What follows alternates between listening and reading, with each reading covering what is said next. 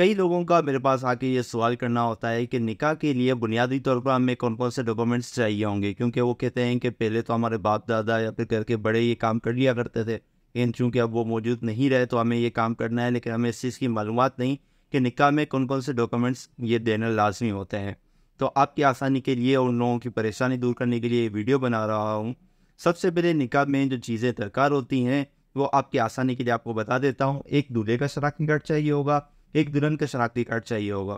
کوشش کیا کریں کہ یہ جو شناختی کارڈ ہیں یہ دولہا دلہن وغیرہ کے نکاح خواہ کو اوریجنل دے دیں تاکہ وہ آپ کو انٹری وغیرہ کر لیں۔ اور نکاح خواہ کا ویسے الگ انداز ہوتا ہے، لیکن عمومی طور پہ وہ انٹری کر کے ریٹرن کر دیتے ہیں، تو ان کو اوریجنل بھی بر وقت دیا جائے۔ بعض پر ایسا ہوتا ہے کہ شناختی کارڈ کی کاپی دی جاتی ہے اور وہ کاپی اتنی بوسیدہ ہوتی ہے کہ اس کے اندر سے ڈیٹا انٹری درست طریقے سے نہیں ہو سکتا۔ اس سے نقصان کیا ہوگا کہ آگے جو آپ کو ڈاکومنٹس وغیرہ بنوانے ہوں گے تو وہ ڈاکومنٹس میں آپ کے مسائل پیدا ہو سکتے ہیں۔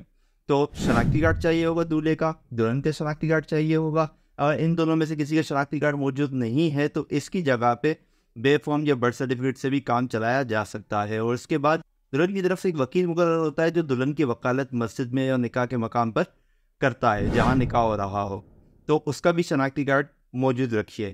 اب اس کے بعد گواہ چاہیے ہوں گے۔ اس میں بھی کنفیوژن ہوتی ہے کس کے گواہ ہوں گے، کتنے گواہ ہوں گے، کیسے گواہ ہوں گے۔ تو اس میں نارملی بات یہ ہے کہ جب دلہن سے وکالت لی جائے گی تو اس وقت دلہن کے 2 گواہ موجود ہوں گے، اور جب نکاح ہوگا، شادی ہوگی، نکاح کے وقت دولہے کے پاس شادی کے 2 گواہ یعنی دولہے کے 2 گواہ موجود ہوں گے۔ اور اس میں ایک اہم بات یاد رکھیے گا کہ جب شادی کی تاریخ طے ہو تو چند چیزیں طے کر لیا کریں، جس سے کہ حق میں کتنا ہوا دولہا دلہن والے سرپرست جو ہیں وہ مل کر یہ طے کر لیں، تاکہ نکاح کے وقت اس پریشانی یا الجھن یا جھگڑے وغیرہ والے معاملات سے بچا جا سکے۔ اور شادی کی تاریخ طے کرتے وقت شادی کا وقت بھی طے کر لیا کریں۔ کئی دفعہ دیکھا ہے کہ آتے ہیں اور شادی میں 1-2 دن باقی ہوتے ہیں اور پھر وہ وقت پہ تنازع چل رہا ہوتا ہے کہ نکاح اس وقت نہیں، نکاح اس وقت ہوگا، تو اس میں بھی کافی ساری مشکلات کا سامنا ہوتا ہے۔